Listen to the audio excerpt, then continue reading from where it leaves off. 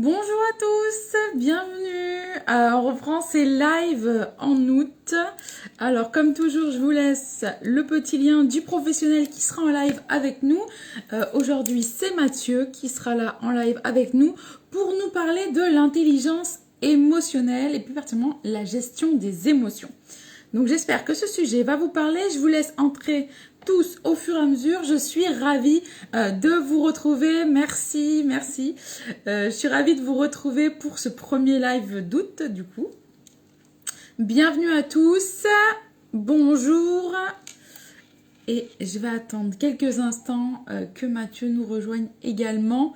Donc je vous rappelle, le live d'aujourd'hui, c'est l'intelligence émotionnelle, la gestion des émotions. Je vous rappelle que le live est enregistré, il sera donc en replay. Oui, Mélissa, vous pouvez le revoir. Maintenant, il sera dorénavant sous l'onglet des Reels. Voilà, donc oui, le live sera republié, Roman aussi, je tiens à le préciser. Et pour tous ceux qui préfèrent, le live sera aussi disponible dans quelques semaines en podcast. Donc pour ceux qui préfèrent écouter sur le trajet du travail ou qu'importe, sachez que vous le pourrez. Mathieu, je t'ai vu, pas de souci. On va se connecter ensemble donc pour ce live sur l'intelligence émotionnelle. Pour ceux qui ont des questions pour Mathieu, n'hésitez pas également, vous pouvez les poser durant le live. Partie, je poserai ces questions à Mathieu et il y répondra. Donc n'hésitez pas si vous avez des questions. Alors Mathieu, il faut double-cliquer normalement pour que la caméra soit du bon côté.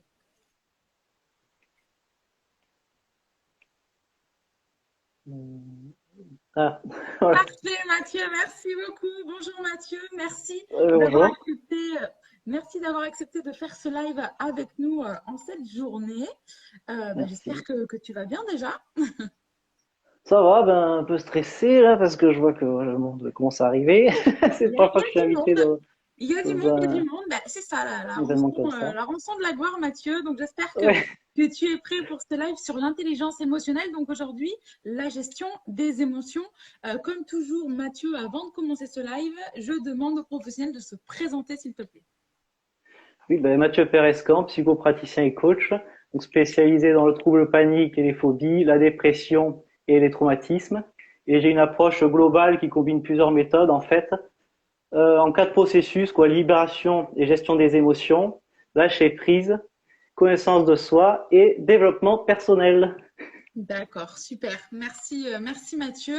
Donc du coup, je le rappelle, aujourd'hui, on va parler d'intelligence émotionnelle, la gestion des émotions. Alors justement, Mathieu, c'est quoi l'intelligence émotionnelle? C'est surtout une compétence sociale très intéressante, très importante, donc qui va permettre tout simplement de comprendre ses émotions, de les identifier aussi, de les accepter quand elles arrivent dans le corps, c'est un peu comme une vague les émotions, et aussi surtout de bien les utiliser à bon escient, de manière adaptée, si j'ose dire, effectivement, en les comprenant, on va les utiliser de manière adaptée au quotidien pour les libérer. Donc il va y avoir plein d'avantages du coup. Et pour la petite histoire, on va dire que l'origine, ça serait au début, c'est Howard Gardner qui a travaillé sur les intelligences multiples. Et là, celle qui Ouais. nous intéresse, c'est l'intelligence intrapersonnelle, la capacité à avoir du recul sur soi, de l'analyse sur soi, mieux se comprendre, et l'intelligence interpersonnelle, qui est la même chose, mais tournée vers les autres. C'est la capacité à comprendre les autres. Et effectivement, que par projection, finalement, on projette son état d'esprit vers l'autre. Donc, si on comprend bien ses propres émotions, on va mieux comprendre l'autre. C'est vrai. Alors justement, est-ce que tu peux me dire, Mathieu, à quoi ça sert de savoir bien gérer ses émotions?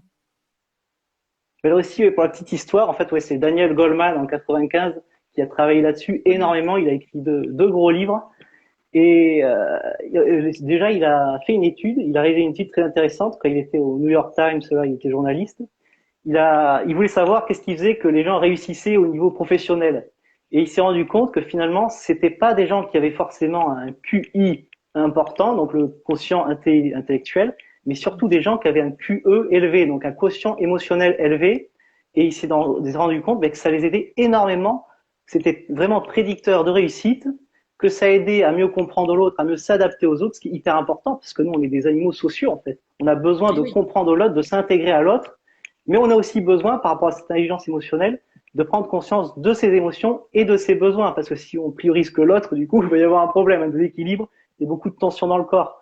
Donc c'est aussi très important pour la santé mentale et physique, du coup, parce que ça va libérer toutes les tensions qu'il peut y avoir et ça va aider à comprendre ce qui se passe tout simplement en nous. Donc c'est vraiment très, très efficace, très intéressant pour la santé mentale et physique. Et ça permet de maîtriser aussi ses pulsions. Voilà, il y a une étude hyper intéressante. C'était des enfants en fait qui étaient enfermés dans une salle. Et on leur donnait un chamallow, un marshmallow, et la personne revenait une demi-heure après, mais elle disait pas que ça durait une demi-heure. Elle disait, voilà, si tu attends, tu manges pas ton chamallow et que quand je reviens, je t'en donne deux autres. Donc voilà, et on s'est rendu compte que ces gens-là, justement, enfin ces enfants-là, qui arrivaient à attendre, à patienter, et ben finalement, ils réussissaient beaucoup mieux leur vie. Ils avaient socialement aussi un meilleur couple. Enfin vraiment, c'était vraiment prédicteur de réussite et de santé mentale, quoi, en fait, et physique. Donc tout bénef. Hein. C'est la compétence la plus importante, je pense, à maîtriser C'est aujourd'hui. vrai, c'est vrai. Merci Mathieu déjà pour ces explications. Est-ce que tu peux nous dire comment travailler la gestion des émotions? Alors oui, ça j'ai beaucoup analysé, je t'avoue. Alors pour moi, il y aurait quatre, on va dire, quatre processus, quatre étapes en fait, vraiment essentielles. Déjà, ça serait vraiment de comprendre ce qu'est une émotion. Pas forcément les siennes qu'on vit, mais surtout qu'est-ce qu'une émotion. Et la meilleure définition que j'ai trouvée, c'est qu'une émotion, c'est une énergie brève et intense qui génère des sensations corporelles incitant à agir pour satisfaire un besoin. Voilà, pour moi, avec cette définition, on a tout compris, quoi. C'est que, voilà, c'est une énergie brève qu'on ne peut pas empêcher. Tu vois, c'est comme, en ce moment, voilà, les gens, ils se baignent. S'il y a une vague qui arrive, qu'est-ce que vous faites? Peut-être je peux vous demander à toi, et puis peut-être à ceux qui nous écoutent, qu'est-ce que vous faites quand il y a une grosse vague qui arrive sur vous? Et vous avez quoi comme possibilité? Je vais sous l'eau, soit je vais au-dessus. Ouais, ouais. Et quand tu vas sous l'eau, qu'est-ce qui se passe? Est-ce que la vague, tu la sens moins ou plus? Est-ce qu'elle est plus forte ou est-ce que tu la sens un peu moins du coup? Ben, on la sent moins, logique. Enfin, Et ouais, on la sent moins. Ouais, on la sent moins. Et c'est exactement ce qui se passe avec les émotions. Plus on peut pas l'empêcher. Donc en fait, plus on se connecte à l'émotion, donc en plongeant dans l'émotion, plus finalement on va la dissiper. Et c'est ce que font les surfeurs aussi, tu vois. Justement, eux, ils passent en dessous la vague pour trouver le meilleur endroit. Ils observent la vague. Et une fois qu'ils ont bien observé la vague, mais ils vont jouer avec la vague. Donc ils vont utiliser cette énergie. Parce que l'idée, effectivement, c'est pas d'aller à contre-courant. À contre-courant, c'est comme le saumon qui remonte le cours des rivières, c'est épuisant. Donc l'idée, c'est d'aller dans le chemin, dans le sens de l'émotion. Il n'y a que comme ça qu'on va la maîtriser, en fait. Donc compréhension, ouais, et que chaque émotion, surtout, génère des sensations corporelles et ça, voilà, et permet de satisfaire un besoin. Ça, c'est très important et aussi de connaître les six émotions de base. Donc il y a la peur, la colère, la tristesse, le dégoût, la surprise, la joie, bien sûr. La joie, c'est quand tout est satisfait. Donc voilà, l'idée, et puis après, bon, ça c'est le premier. Faut peut-être que que je fasse attention au temps. Donc ça c'est la première étape. Et deuxième étape, ça serait la conscience émotionnelle. Du coup, sans même réfléchir à ce qui se passe, c'est qu'est-ce qui se passe dans mon corps en fait? Quelles sont les sensations corporelles qui se passent dans mon corps? Et justement, comme je peux pas empêcher la vague, je vais accepter ça. Je vais l'accueillir en fait. C'est vraiment, voilà, il y a vraiment l'idée d'empathie, d'acceptation, de lâcher prise dans la gestion des émotions, bien sûr. Là, on est en plein dedans. C'est vraiment conscience émotionnelle. Qu'est-ce qui se passe? À quel endroit? Ça, c'est la deuxième étape. Et la troisième étape, ça serait justement identifier là maintenant l'émotion. Qu'est-ce que dit l'émotion? Qu'est-ce que c'est comme émotion? Rien que de faire ça, voilà, je ressens telle émotion, je ressens de la colère par exemple, ça va énormément déjà la dissiper. Juste mettre un mot sur ce qu'on ressent, ça nous fait passer du mode émotionnel, du coup, qui est corporel, au mode rationnel. Donc quelque part, on va maîtriser l'émotion en mettant un mot dessus, quoi. Ça va se transférer, voilà, de l'amygdale, qui est tout ce qui est anxiogène en fait, suractivité, à si on réfléchit à l'émotion de manière constructive, on la refroidit en fait, et on la gère mieux du coup. Donc ça c'est la troisième étape. Et la quatrième, et quatrième étape, c'est identifier. Je sais plus où j'en suis. Identifier aussi, voilà, l'émotion, identifier l'émotion et le besoin derrière. Et Voilà. oui, parce Et que bien c'est sûr qu'il faut. parfois d'identifier quand même. C'est ça, justement, c'est ce que je dis souvent, c'est que mentalement, c'est très compliqué mentalement de savoir quelle émotion on vit. Et souvent, on peut se mentir. C'est-à-dire qu'une émotion peut en cacher une autre. C'est comme les trains. C'est-à-dire qu'on peut croire qu'on a peur et finalement, c'est qu'on est en colère. Mais comme on supporte pas cette colère, on va avoir peur. Tu vois, mais derrière, il y a forcément, il y a peut-être une autre émotion qui se cache et qu'on n'accepte pas, justement. Et une fois qu'on prend conscience de tout ça, on s'en libère. Et quel est le besoin derrière? Voilà aussi, bien sûr, parce que si je connais le besoin, ben je peux satisfaire ce besoin et donc dissiper complètement l'émotion. Et on va dire, ouais, dernière étape, c'est exprimer, quoi. Exprimer cette émotion pour la libérer, quoi, que ce soit par écrit, verbalement, ou même par le corps, tu vois, en tapant, si c'est la colère, ou en crachant cette émotion ouais, qui a besoin de sortir, notamment la colère, ouais, par le théâtre, par le corps. Voilà. Donc soit par le corps, soit par l'écrit, soit par la parole, en fait. Intéressant. Déjà, Mathieu, tu as pas mal de commentaires qui te remercient d'ailleurs pour tes explications très claires Merci. et qui disent qu'ils avaient bien besoin d'entendre ça aujourd'hui. Donc, ça continue, rester avec nous. Alors, justement, Mathieu, est-ce que tu as des exercices à proposer pour gérer ces émotions? Oui. Alors déjà, oui, il y a deux étapes que j'ai pas nommées, mais qui pour moi sont très importantes. C'est la libération émotionnelle par rapport au passé. Parce qu'effectivement, si on gère pas ces émotions au quotidien, c'est peut-être qu'on n'a pas libéré, qu'on a accumulé en fait des émotions du passé. Ça, je le fais très souvent en séance. Pour moi, c'est très important.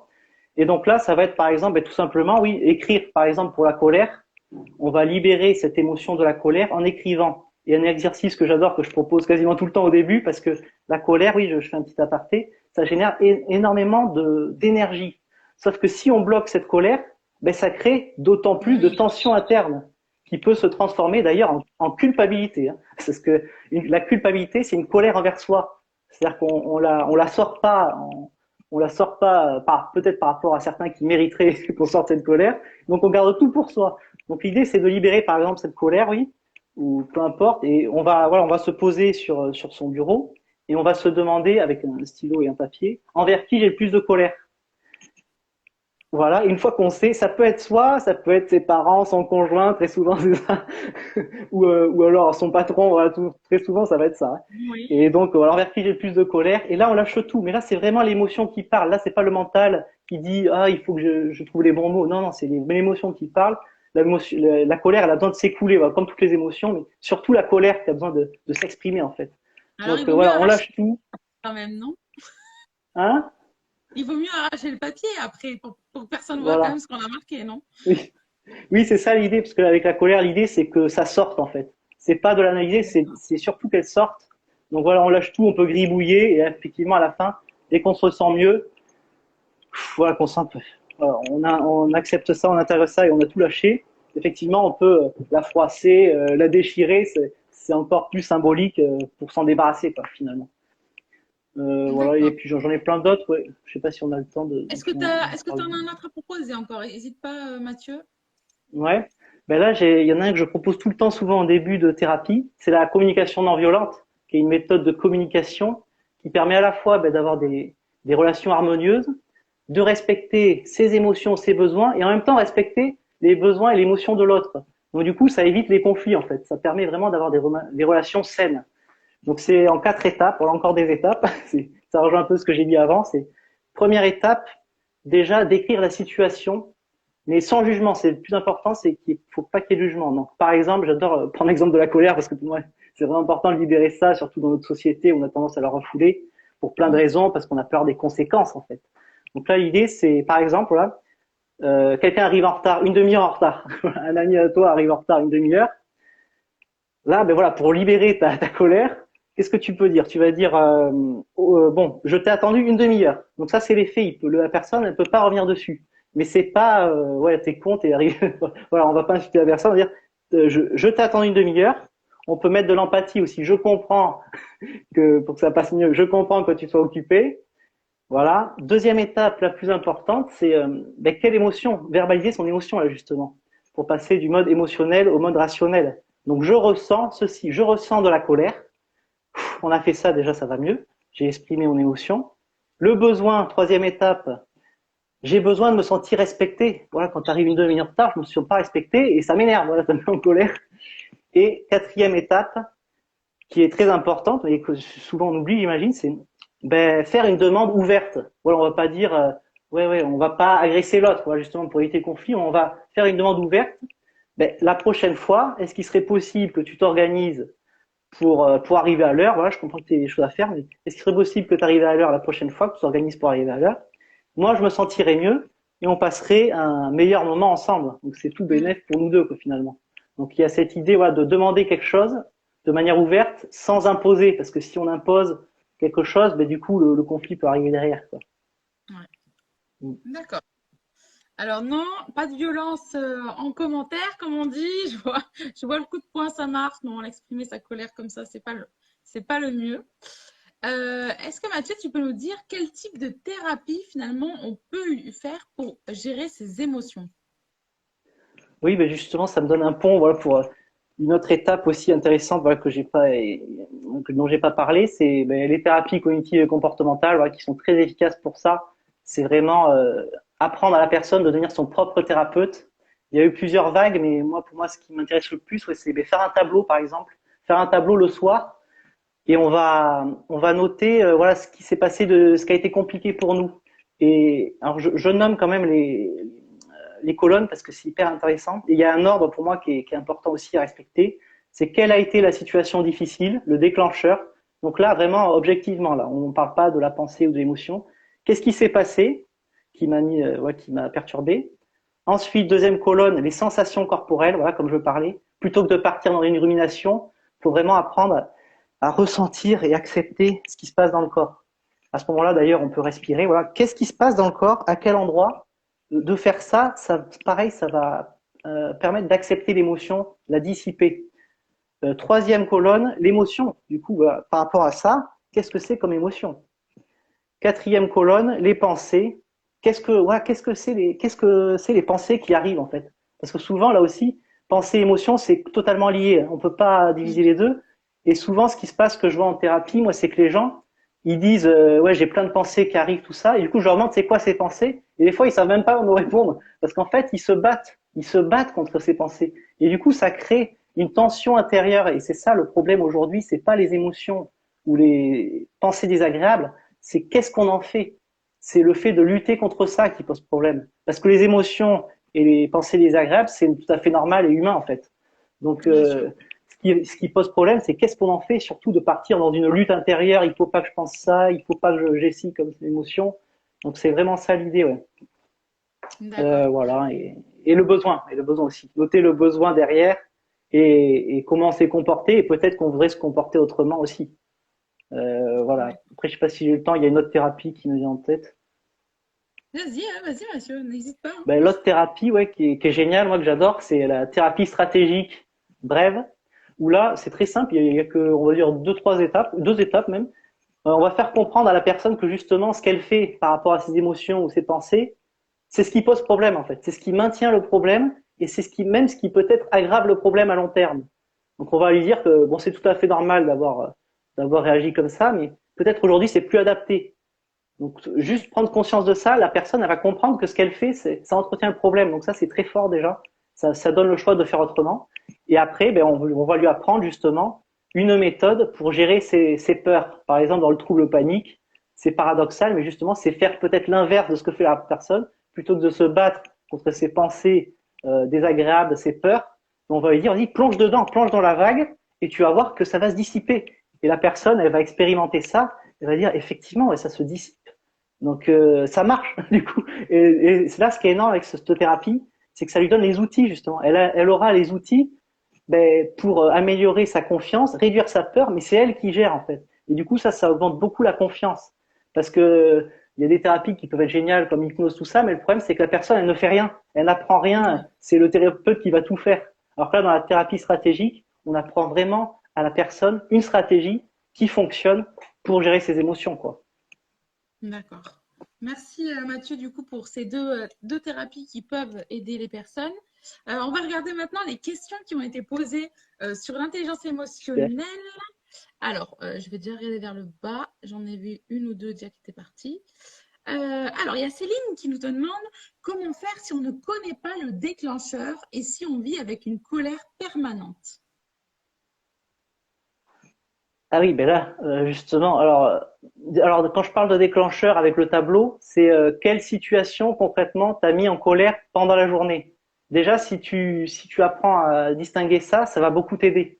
Et après, effectivement, si tu sais pas d'où ça vient, c'est-à-dire que si tu es tout le temps en colère, oui, justement, c'est peut-être, voilà ce que je disais à un moment, c'est que la colère, peut-être qu'elle a été accumulée pendant très longtemps dans le passé, peut-être envers tes parents, envers un conjoint, envers peut-être des amis de longue date, pour qui peut-être tu as eu énormément de colère, mais tu t'es pas autorisé justement à l'exprimer et à la libérer au bon moment envers les bonnes personnes. Donc moi, direct, là, j'irai vers ça, quoi. C'est envers qui t'es en colère, quoi, c'est ça. Envers qui t'es en colère et crache ça. Il y a un exercice d'ailleurs qui est super là-dessus, que j'utilise en thérapie, c'est mettre une chaise vide devant soi, imaginer la personne envers qui on a le plus de colère et on crache tout, on libère tout, parce que comme le cerveau il fait pas la différence entre ce qui est imaginaire et réel, c'est comme si on le faisait vraiment en fait. Donc c'est génial cet exercice. Et on peut même le faire envers une personne qui est morte. C'est ça qui est bien, parce que vu qu'on l'imagine, même si c'est une personne morte et que justement on n'a pas pu faire le deuil parce qu'il y avait de la colère, on peut se lâcher comme ça, mais ça peut être voilà un patron aussi, n'importe qui. Et après, ce qui est intéressant, c'est qu'on se met à la place de l'autre. On prend la place de l'autre sur l'autre chaise, et ça Ah, va et aider à gérer la colère aussi. Ça va aider à gérer la colère parce c'est l'empathie, voilà. C'est pour améliorer l'empathie et c'est se mettre à la place de l'autre. Ça aussi, ça va aider à dissiper la colère. Et après, ce que je propose, c'est de se mettre entre les deux, de regarder les deux chaises et d'analyser. Là, c'est vraiment de manière mentale, par contre, pour donner du sens et pour traiter l'information. Quelle est la position de chacun, voilà, d'un tel et de l'autre personne qui nous énerve, et comment est la relation, voilà, et analyser cette relation aussi comme un lait, c'est hyper intéressant. Donc la chaise vide aussi, c'est un super exercice. Et Mathieu, quand tu dis qu'il faut aussi se mettre à la place de l'autre, est-ce que finalement on fait la réponse de l'autre ou on imagine juste sa réponse? Ouais, ouais, on fait la réponse de l'autre. Là, on est vraiment à sa place. On s'imagine qu'on est dans la peau de l'autre, et du coup, effectivement, on répond à sa place comme si on était l'autre en fait. Ça aide beaucoup à se mettre à sa place. Et il y en a après, ouais, finalement, ils finissent par comprendre l'autre, et du coup, ça baisse la colère forcément. De se mettre à la place de l'autre, ça va baisser la colère. Mais l'idée de la colère, vraiment, comme je dis au tout début, c'est de l'exprimer. C'est comme une rivière, faut que ça s'écoule en fait pour la libérer. D'accord. On a une autre question de Mademoiselle VG86 qui nous dit quand on n'a connu qu'une communication violente toute son enfance, colère du parent, rabaissement, etc., comment sortir de ce schéma en tant qu'adulte? Oui, très intéressant. Alors moi, je dirais que si voilà, on a connu des violences dans le passé, voilà, faut que je parle d'un principe très important pour moi en psycho, c'est que l'enfant, quand il a le sentiment de pas être aimé ou pire, voilà, qu'il est maltraité, qu'est-ce qu'il va faire naturellement? Il va dire c'est de ma faute. C'est moi qui fais pas ce qu'il faut parce que voilà, il a besoin de ses parents, donc il peut pas s'éloigner de ses parents. Il est obligé de culpabiliser. Et la culpabilité, comme on a vu, c'est une colère qui rentre en soi, qui est en soi, qu'on se donne en soi parce qu'on va dire je suis nul, ouais, je suis pas aimé, je suis pas aimable. Mais l'idée là encore, ça va être de libérer cette culpabilité et vraiment excusez-moi du mot, mais de charger l'autre, celui qui mérite vraiment cette colère. C'est pas nous, Mm. parce que du coup, l'enfant, il était innocent à l'époque. Il a fait avec ce qu'il pouvait, et c'était aux parents de le protéger. Donc là, l'idée, pour se libérer de cette culpabilité, de cette colère intérieure, c'est vraiment de la lâcher, peut-être par rapport aux parents qui n'ont pas fait leur boulot. Ça, c'est une première étape en thérapie. Hein. Vraiment, si les parents, ben, ils n'ont pas fait ce qu'il faut, même si après, on va utiliser l'empathie, mais c'est en deuxième temps, l'empathie. D'abord, ouais, en fait, ils n'ont pas fait leur boulot et moi, j'en ai souffert. Donc forcément qu'il y a de la colère envers ses parents si on a eu de la maltraitance. Mais l'enfant qui se sent coupable, à l'âge adulte, il va croire encore que tout est de sa faute. Donc l'idée, c'est pour ça que les gens ils viennent en thérapie. Ouais, c'est de se dire, en fait, ouais, remettre en question son éducation. C'est ça la thérapie, beaucoup aussi. D'accord, merci, merci Mathieu pour cette réponse. On a aussi Marie-Aline qui nous dit bonjour, comment gérer son stress face à un examen pour passer son permis de conduire, ce fameux stress du permis de conduire. Mais, alors là, je dirais, oui, là aussi, aller dans le sens de la vague. C'est-à-dire, plutôt que de se battre contre ses pensées, et ses émotions, c'est essayer, même si c'est pas facile. Effectivement, il n'y a pas de bouton on/off pour le contrôle. Pour lâcher prise, il n'y a pas de bouton on/off, sinon ce serait trop simple. Donc c'est quelque chose qui s'apprend. Mais l'idée encore là, c'est d'aller dans le sens de la vague parce que c'est normal en fait. C'est normal d'avoir peur. c'est humain. Donc, l'idée, c'est qu'on peut pas se battre, enfin, ça sert à rien de se battre contre ça. Voilà, si vous êtes en train de vous battre contre ces peurs ou ces pensées désagréables, ça ne sert à rien. Au contraire, je te conseillerais de plonger dans la vague encore une fois et voilà, d'accepter ces peurs et surtout voilà, d'aller jusqu'au bout de la peur. C'est-à-dire pour dissiper l'énergie de la peur, l'idée c'est d'aller vraiment au bout de la peur. De quoi j'ai peur? Ok, j'ai peur de ça, j'ai peur de ça. Et au pire que ça, j'ai peur de ça, j'ai peur de ça. Et une fois que tu as fait ça, en fait, tu t'es confronté à ta peur. Donc ta peur va se dissiper, l'énergie de la peur va se dissiper. Et toi, tu vas augmenter en confiance parce que tu t'es confronté, même mentalement, tu t'es confronté à quelque chose qui te fait peur. Donc voilà, ça c'est un premier conseil que je donnerais. Après, il y a plein d'autres méthodes. On peut aller voilà dans la PNL aussi qui marche bien. C'est on va se rappeler des moments où justement tu as eu cette confiance, cette sécurité, et on va le coller sur la conduite. Mais pour moi, il y a aussi l'idée d'accepter. On est obligé d'accepter tout ça, que ce soit dans le corps ou les pensées qui arrivent pour s'en dissiper. Hein. Et ce qui aide beaucoup, c'est la méditation en pleine conscience, là, bien sûr, pour accepter tout ça, quoi. D'accord. Merci Mathieu pour cette réponse très très complète. On a une autre question de Fabrice qui nous dit perso, un rien me contrarie. Exemple, quelqu'un ne me dit pas bonjour, ça me vexe toute la journée, voire plus. Pourquoi cette personne ne m'aime pas, etc. C'est finalement les pensées qu'a cette personne. Alors, d'où ça peut venir finalement? Est-ce que c'est quelque chose d'humain de se dire, de se contrarier aussi facilement? Oui et non. Oui, parce que l'humain, le problème, c'est qu'il s'identifie à ses pensées. Ça, c'est tout à fait normal. L'intelligence émotionnelle, l'intelligence humaine fait qu'on va s'identifier à nos pensées. On est comme pris dedans, mais bien sûr qu'on peut apprendre à se distancer. Et là, effectivement, la phrase là, qui est arrivée, c'est quelque chose du genre, oui, j'ai l'impression que l'autre m'aime pas parce qu'il me dit pas bonjour. Mais là, il faut comprendre la projection. Ça aussi, c'est un mécanisme très important à comprendre en psycho. La projection, c'est projeter, j'en ai un peu parlé au début, notre état d'esprit vers l'autre. C'est-à-dire qu'on croit que l'autre nous aime pas. Mais est-ce que toi-même, tu t'aimes réellement? Parce que si tu as du mal à t'apprécier, à t'aimer, forcément, tu vas projeter ça chez l'autre et tu vas croire que l'autre pense la même chose, tu vois. Il y a une projection qu'il faut peut-être comprendre et accepter. Là. C'est-à-dire qu'en fait, tu ne peux pas euh, lire dans les pensées des autres, c'est impossible. Donc tu peux pas savoir pourquoi il t'a pas dit bonjour. Si ça se trouve, il t'a pas vu, il était dans ses problèmes, tu vois. Donc tu peux essayer de remettre en question toutes ses pensées. Si ça se trouve, il a passé une sale journée, il en peut plus, il a une vie de merde. Donc tu vois, donc toi tu penses, ouais, il m'aime pas, il m'a pas dit bonjour, donc il m'aime pas, mais c'est un raccourci c'est un énorme raccourci en fait. C'est vraiment une projection peut-être de ce qui se passe en toi en fait. Donc sois au clair, sois conscient de l'image que tu as de toi et regarde si t'es pas en train de la projeter sur l'autre, quoi. Alors que l'autre, ça se trouve, il t'adore, mais c'est juste qu'il a passé une journée de merde, ou alors que tout simplement, il n'y a pas le feeling, et effectivement, tu peux pas plaire à tout le monde et tout le temps, c'est tout à fait normal. Donc je dis autant être aimé pour qui tu es ou pas, voilà. D'accord, merci, merci Mathieu. On va faire encore une ou deux questions parce qu'il y en a quand même beaucoup et comme toujours, ça me fait un peu de peine de ne pas y répondre. On a Julie qui nous dit bonjour, pourquoi la colère peut ressortir de manière assez passive-agressive? Et comment gérer ça, s'il vous plaît?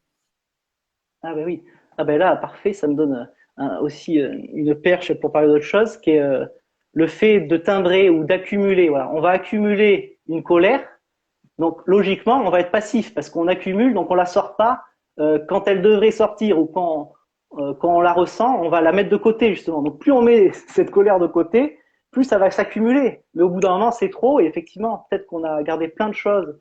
Notre patron nous a chargé là, à une réunion, il nous a mal parlé. Hop, on garde. Notre collègue nous a parlé avec un ton un peu haut. Hop, on a tout gardé. On n'a pas libéré la colère au bon moment là. Du coup, ça s'accumule. Et donc forcément, ça se trouve, on rentre chez soi.